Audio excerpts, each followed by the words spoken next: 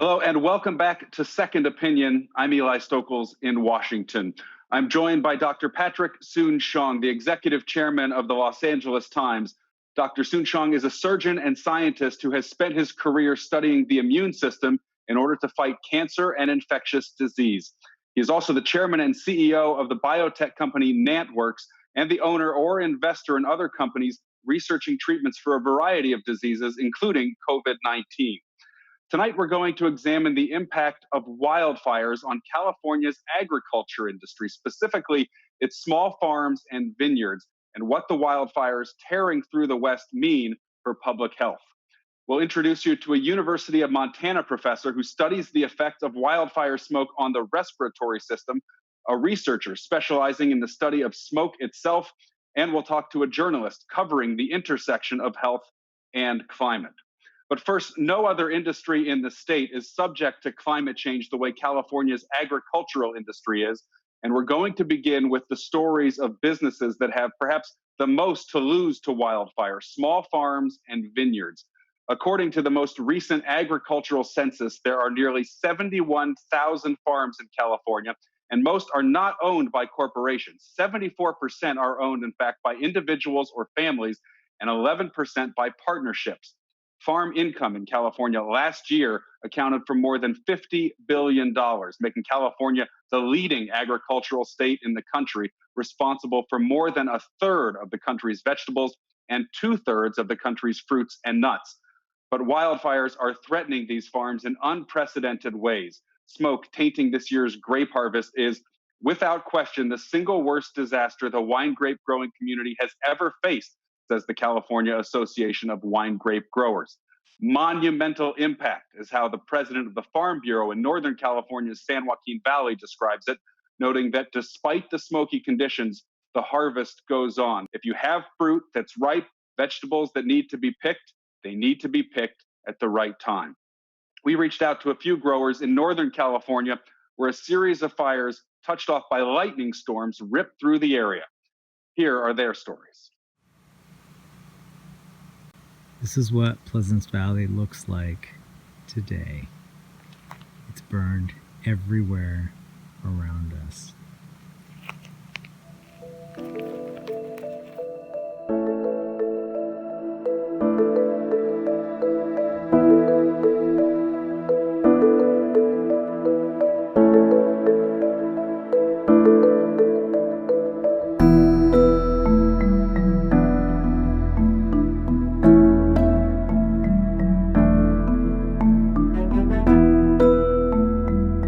My name is Cole Macedegos Anastasio. I'm one of the three co-farmer owner-operators of Brisa de Año Ranch.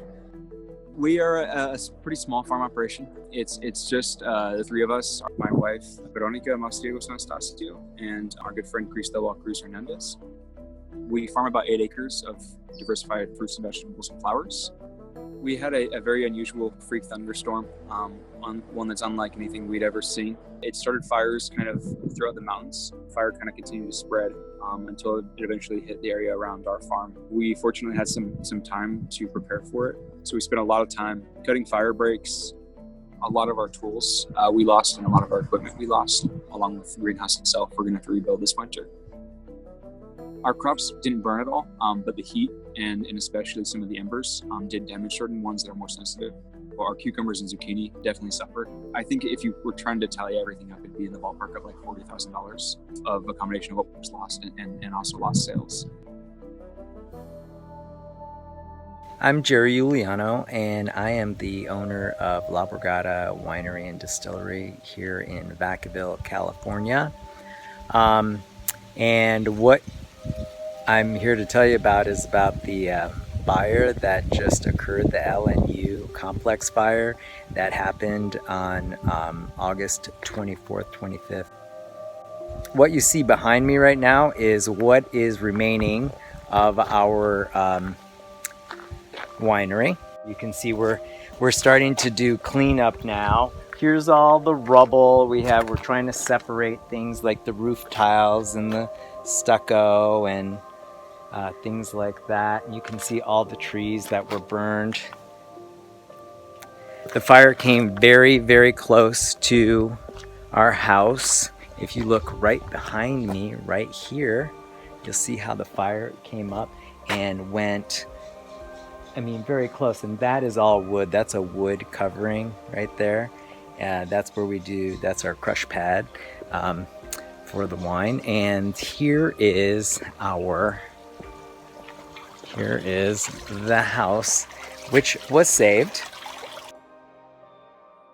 I have to replace everything. Everything is completely gone.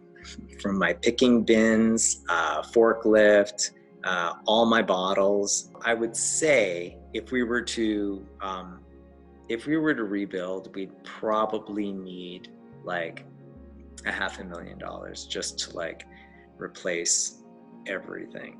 Now I'm at the point where I'm like, do I really want to do this? Is it really going to help me in the future? Do my nieces and nephews want to take on this kind of legacy? Because I don't know who I would even leave it to. I think for us, it's not really a question of if it's something that we're considering not continuing. You know, we absolutely are. In fact, if anything, I think this year have made us firmer in our convictions to do this. If we can survive 2020, we can survive anything. And joining us now are Cole and Veronica Mazariegos Anastasio, co-owners of Brisa de Año Ranch, and Jerry Juliano of La Borgata Winery. Cole, Veronica, and Jerry, welcome to all three of you. Thank you for being with us and sharing your stories with us. Cole and Veronica, to start with you, I read that quote earlier from the Farm Bureau president in the San Joaquin Valley, which is just east of where you are in Northern California. And the gist of it was, farm life goes on. Now, you live and work at your farm, but in your interview, Cole, you said that you and Veronica have been working days at the farm and then sleeping elsewhere because conditions have been just too smoky. Can you tell us a little more about that? You still doing that, or have conditions improved? No, that was just for the first few days after the fire. We were doing that, especially for the first couple nights. It was very smoky. One night in particular was pretty tough to breathe, but we've been back living at the farm ever since then. Not everyone knows. There were some people that ended up staying in the area regardless. Mm-hmm. Yeah, certainly. I know there are a lot of folks who have it even worse than you do, but I wonder if you can give us a sense of just how much this has derailed your business, and also if you've had any health symptoms as a result of being in the fire, fleeing the fire, and being around so much burnt debris in the weeks afterwards. Well, it definitely has completely forced us to not only work in very difficult conditions. As soon as we were able to do, the minimal cleanup and create sort of like makeshift systems that would allow us to do minimal irrigation, we were out there picking in the smoke. And so there are concerns. Definitely, many of us were feeling, sinus, kind of respiratory issues that, we are very hopeful that they won't translate into long-term effects. But that's something that, we now in retrospect wonder if that's something and that we're going to have to deal with. And if this is something that's going to happen every year, is that a risk that we want to take? And as far as our business, just having to find various outlets that are okay with the damage to the quality of the product as well, which has definitely been compromised. It was early on, especially, immediately after the fires, for example, we had, embers, for example, hurt a number of our crops in particular, and also just the time that was spent without harvest. Certain crops you have to harvest on a schedule, like tomatoes, for example. It was tough to have to kind of spend a lot of time just cleaning the crops because, our regular schedules for harvesting, we weren't able to do during that period of time. So it was really a couple-week period where we pretty much couldn't do anything as far as our normal operation. And then since then, it's largely been kind of scrambling to get everything kind of functioning again. So like building a new kind of makeshift irrigation system, and beyond that, trying to kind of get back into the groove of our regular season, which is tough this time of year, especially because it's our busy time of year.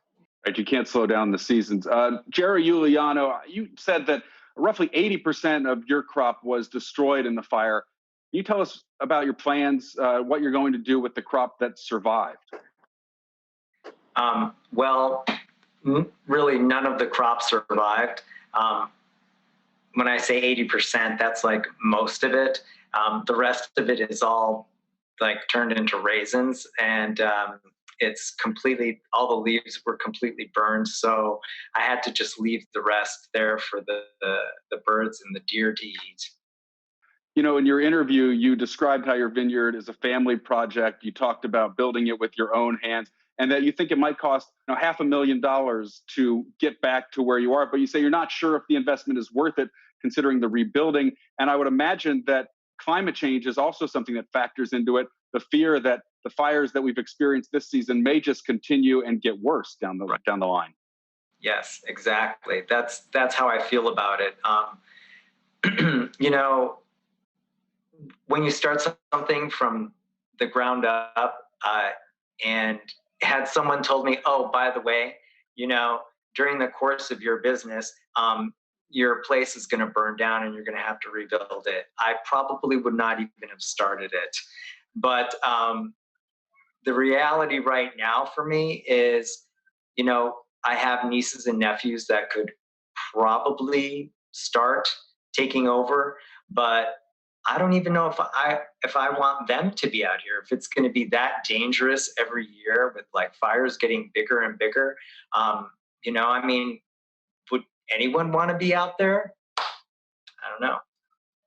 Yeah, it's certainly a really tough dilemma. And obviously, all of you have been through so much. Cole and Veronica Marzariegos, Anastasio, Jerry Giuliano, thank you so much for being with us and for sharing these stories. We wish you the best going forward with whatever you decide to do with your farms. Thank you so much. Thank you. Thank you very much. We much. appreciate you having us. Thank you. The smoke that blanketed the West during late August and September, traveling from rural areas into cities up and down the Pacific coast, it is a trend that climate scientists say we can expect to continue.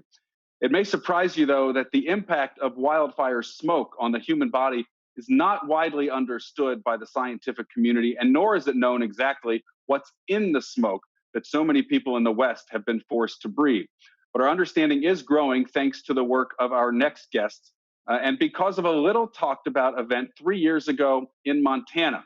This is Seeley Lake, a town of around 2,000 people in the west of the state, as the Rice Ridge Fire during the summer of 2017 sent smoke spewing into the valley. The smoke stayed there for 49 days, with air quality so bad, according to a recent article from Kaiser Health News, that monitoring stations were unable to measure it. For the first time, county officials issued an evacuation order because of smoke, not fire. This study by the University of Montana tracked the long-term impact on residents, showing that the percentage of participants with lung function below normal levels doubled 1 year after the event and remained low after 2 years. Chris Migliaccio is a University of Montana immunologist and is the author of that study. We also have with us Kaiser Health News Montana correspondent Katheryn Houghton, who reported on the study and has followed the saga at Seeley Lake. Welcome to you both. Professor Migliaccio, I'm going to start with you. Can you tell us what exactly your study measured and what you think it has to tell us about exposure to smoke? Sure. Thanks for having me. The focus of our study was looking at lung function.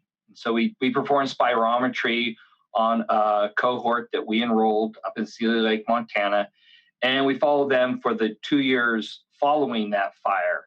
So we were able to get some baseline results right after the fires ended in September of 2017. And then we went back the following 2 summers, and we found that, as you reported, as you said, a significant decrease in their lung function the first year and the second year. Immediately after, their lung function was essentially what would be predicted. That's in the paper, that it was a delayed effect.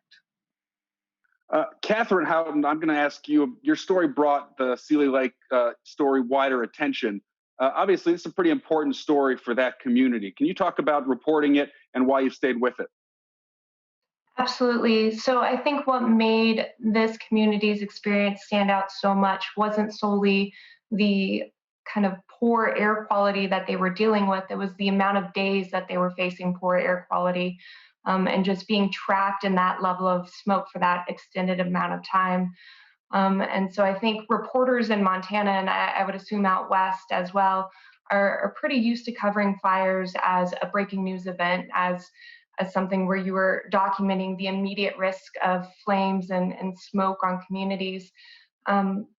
But this situation felt different, and that it was an entire town kind of just living in that trapped environment, and health officials were extremely concerned about it. Like you had said earlier, it was one of the first times, or the first known time, that Missoula County health officials issued a recommended evacuation to leave, not because of the flames coming close to people's homes, but because of the level of toxicity that was just in the air for that long of a time.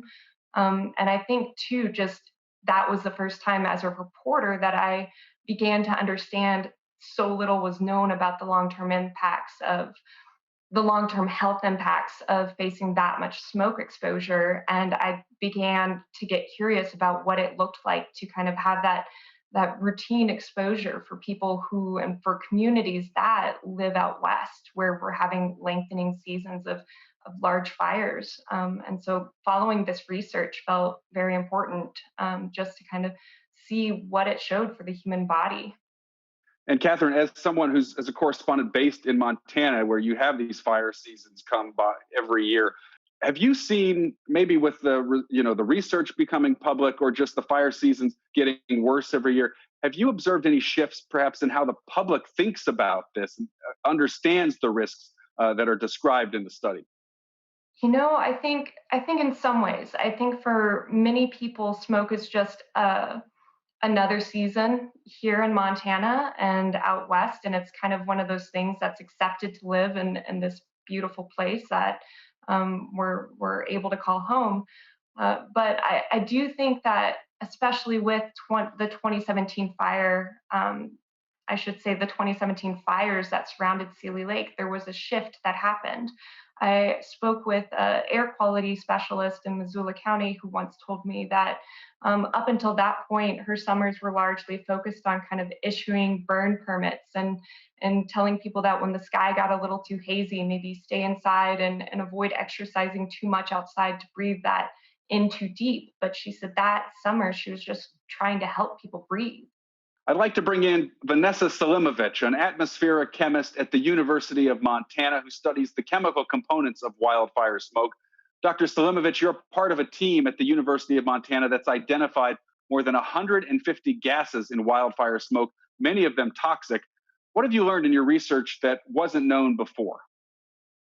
Well, so far we've learned that we've measured 150 gases, but the number of them is likely higher, and that measuring the effects of wildfire smoke and its effects on not only public health, but air quality and climate are really hard to pin down because wildfires are so diverse. There's so many of them that happen really all throughout the year now, and they happen in different types of fuels. They happen during different kinds of conditions. So it's really kind of hard to pin down exactly what their effects are, because the systems are so dynamic and they're constantly changing as the smoke is moving away from, right next to the fire to potentially a population 1,000 miles downwind of the fire itself. So what we've learned is that it's really complicated, and it might take a little bit of time to make it not so complicated. Yeah, certainly, especially with the season changing and the fires intensifying, it seems like every summer. I want to bring in Dr. Soon-Shiong now. Dr. Pat, I know you have a lot of questions, I'm sure, and would like to pass the baton to you here if you'd want to ask some questions to our guests. Well, thank you, Eli. I think it's so important we talk about now the science of smoke. And Chris, the fact that you've actually discovered this to be a sort of chronic element here. How do you relate this, especially in the time of COVID? I think what's an important finding is that you showed a long-term effect as it relates to lung function. That will have an effect in the flu season, increased flu, and then in turn increase COVID. What's your thoughts on that from that perspective? Thanks for the question. That's a huge concern, and something myself and a lot of my colleagues in the field is that, well, at the very least with in our region, with the Sealy group and in the Missoula area, which is just south of Sealy Lake, there were multiple fires that year, and what we did find was there was an increase in influenza cases that first season after the fires. It seemed to go back down the following flu season, but that's a huge concern, and that's an area of ongoing research. Is this wood smoke or wildfire smoke effect on the respiratory immune system? Between knowing that there's an increase just a few months later on susceptibility to viral infection, as well as some animal models finding out that it seems to be affecting components of at least the innate immune system in the lungs. But we're seeing the potential for, in my opinion, a really bad season with, these fires out here in the West. The smoke has gone everywhere, potentially lessening or increasing people's susceptibility. And unfortunately, not just with the influenza season upcoming, but complicating matters with the COVID. So I think that's the importance of your research. I mean, we have to recognize a potential triple whammy here. We've had this amazing, horrific fire. You've now shown chronic increased risk of influenza and now COVID. And the fact, from an immunologic perspective, I think it's so important. Vanessa, let me ask you, your science, you said, is complicated, and I not only get that, but it's interesting how early that the science has really just very recently done with regard to smoke, and people have not really raised the science of smoke. Why do you think that? Why are we so far behind with the science of smoke as relates to these fires we're now seeing? Well, I think there's a couple of reasons for that. For one, if you take a look at actually the number of fires that have occurred and the number of acres that have occurred over the last century, the number of fires in 1926 and acres burned was actually a lot higher. And then it kind of slowed down for a while and then it picked up again. And I think there's two reasons for that. One is obviously climate change. I think people are feeling the effects of climate change a lot more, and that's leading to fire seasons that are a lot more intense and affecting more people. And in relation to that, in 1926, you just didn't have people living in what we refer to as the wildland-urban interface, which is where these urban areas meet these forests and these ecosystems that have had fire in their ecosystems for as long as they've been there. And with all of the homes and all of the people living there, it fundamentally changes the way that you fight fires. You're now not able to let the fire burn through an ecosystem like you could before. Now people's lives and homes and livelihoods are in danger, so you need to put the fire out as soon as you can. And so I think those two things, the increase in climate change and the movement of people into these areas where wildfires have traditionally occurred, is kind of what spurred this interest in doing wildfire smoke, just because more people are being exposed to it now. And I think you bring up such an important point, the movement of people into these areas and the climate change. And I don't think the public is aware, and maybe if I could have this first slide, about what's in this smoke. I think it'd be very surprising to people to understand there's things like cyanide in the smoke. There's things like phosgene in the smoke. And what is phosgene? It was even used as a gas during World War I. So there's really very toxic materials in the smoke. And where does it come from? It comes from upholstery, it comes from carpet, it comes from clothing, it comes from fabric and furniture and the polyurethanes. And I think what you bring in your science, you bring on the science of smoke and the danger it poses to us. If I could look at the next slide, and I think the concern, Chris and Katheryn, what you brought up was how it affects the immunology. This is a picture of a hair follicle, and this is a fine beach sand. And if you look, relatively speaking, the smoke particles, if you go to the next slide, are so fine, and this is a grain of table salt, so fine, what we call 10 microns or 2.5 microns, it gets into the deep lung. And when it gets into the deep lung, it acts like an inflammation. And the danger for that is multifold, as Chris has brought out, not just inflammation, potential for cancer, fibrosis, COPD, and as Chris has raised, the innate immune system, and therefore the higher propensity influenza. So I think we all need, as citizens, to understand the consequences of all this, the consequences of climate change, the consequences of this smoke is not just smoke. And what Katheryn brought up in her articles is that to bring to bear that this has long-term effects, unfortunately. Back to you, Eli. That's really interesting stuff, and I appreciate the discussion. I just want to thank all three of our guests for joining us and enlightening us on the dangers of smoke that we don't see. Professor Chris Migliaccio, Dr. Vanessa Silemovic, and Katheryn Houghton, thank you very much for your work and for taking the time to be with us. Really appreciate it. Dr. Soon-Shiong, this is the first one of our second opinion programs that has not focused on COVID, but we've learned during the pandemic, we're still learning, how knowledge of the disease and deliberate action will not only protect ourselves, but each other. Is there a correlation, do you think, when it comes to environmental health in terms of people thinking more about public health, even when something may not feel like it's affecting you personally, understanding that your actions can still affect the broader environment and everybody else? Well, Eli, I think what you heard today, this is a human story. I mean, what you found, it's our small farmers, their livelihoods, what we eat, the climate, our health. So there's a cycle that we all need to recognize that these fires come around as a result of climate change, for which we're all responsible. And then the fires result in this smoke, which actually, and as Chris has shown, affects our immune system. And that immune system then affects our health. So it's all completely related. And the opportunity now is for us to actually realize we're all in this together. There's so much to lose, but we really have to face this challenge of climate change and accept it, recognize it, and do something about it.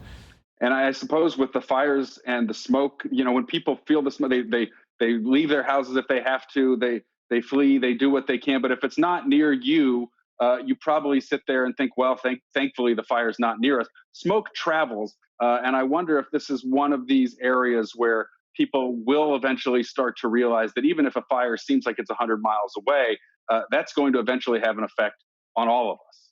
Smoke travels, fine particles travel more. The distances and the depth of these fine particles in the depth of your lungs has long-lasting effects. So yes, I again want to emphasize we're all in this together. Smoke, fire, influenza, COVID, pandemic, loss of economy, it has huge impacts. And this is why we thought it was important for us to bring this story from the science and the human story to our viewers. And I suppose, we always try to end these shows with something hopeful. And I suppose, in your view, the hope right now is that people are starting to realize the interconnectedness and hopefully starting to act accordingly. Well, the hope is the stories that people like Katheryn, Chris, and Vanessa bring out, i.e. the awareness. I think unless you're aware of the consequences, this is just another smoke season and we'll move on. It's way beyond that now. And the hope now we recognize that and we'll really accept how we all can contribute to improving the situation. Dr. Patrick Soon-Shiong in Los Angeles, thank you so much for the conversation tonight. And thank you as well to all of the guests who joined us. That does it for our 5th edition of Second Opinion, an in-depth look at matters of health, science, and technology. I'm Eli Stokols in Washington. Until next time, goodbye.